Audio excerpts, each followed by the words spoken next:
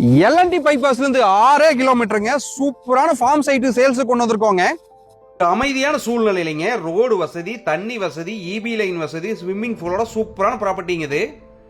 வழுக்கு பாருங்க ஏரியால அமைச்சு கொடுத்துருக்காங்க. இந்த ப்ராப்பர்ட்டியை நல்லாவே ரோடு ஃபேஸ் கொடுத்துருக்காங்க. 30 அடி ரோடு வந்துருங்க ஒவ்வொரு ப்ராப்பர்ட்டிக்கும். மொத்தமா 10 சைட் போட்டிருக்காங்க. சவுத் சைட் ரியலேட்டர்ஸ் பல சக்சஸ்ஃபுல் ப்ராஜெக்ட் பண்ணியிருக்காங்க. அடுத்தது இந்த ஃபார்ம் சைட் போட்டிருக்காங்க. 30 அடிக்கு ஜம்மன் ரோடு போட்டு வச்சிருக்காங்க. 2 பக்கம் செடியில் நிறைய வச்சு கொடுத்துருக்காங்க. ஃபுல்லாவே சோலார் லைட் வந்துருங்க. முன்னால இருந்து கடைசி வரைக்குமே சோலார் போட்டு கொடுத்துருக்காங்க லைட்டுக்கு. மொத்தமா 10 சைட்டுங்க. ஒவ்வொரு சைட்டுக்கும் பாத்தீங்கன்னா வாட்டர் ஃபெசிலிட்டி பண்ணி வச்சிருக்காங்க. டேப் போட்டு தண்ணி எப்பவுமே வர மாதிரி கனெக்ஷன் பண்ணி வச்சிருக்காங்க. மொத்தமா 2.25 ஏக்கரா இந்த ஃபார்ம் சைட் போட்டிருக்காங்க. ஃபுல்லாவே தென்னை மரம் வந்துருங்க.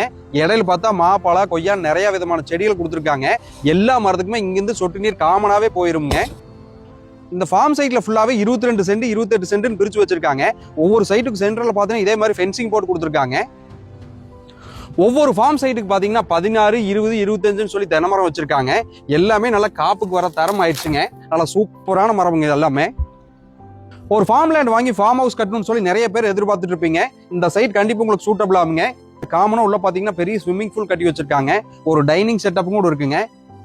நிறைய ஃபார்ம் சைட்ல பார்த்துருப்பீங்க, அதில் இல்லாத வசதிகள் கூட இதில் பண்ணி கொடுத்துருக்காங்க. ஒரு ரிட்டையர்மெண்ட் காலத்தில் ஒரு இடம் வாங்கி வீடு கட்டி நிம்மதியாக இருக்கணும்னு நினைக்கிறவங்களுக்கு இந்த ப்ராப்பர்ட்டி 100% செட் ஆகுங்க. இந்த ப்ராப்பர்ட்டியோட லொகேஷன், பிரைஸ் தெரிஞ்சுக்கணும்னு சொன்னால் எம்ஜே ரியல் எஸ்டேட்னு சொல்லி கமெண்ட் பண்ணுங்க. நன்றி, வணக்கம்ங்க.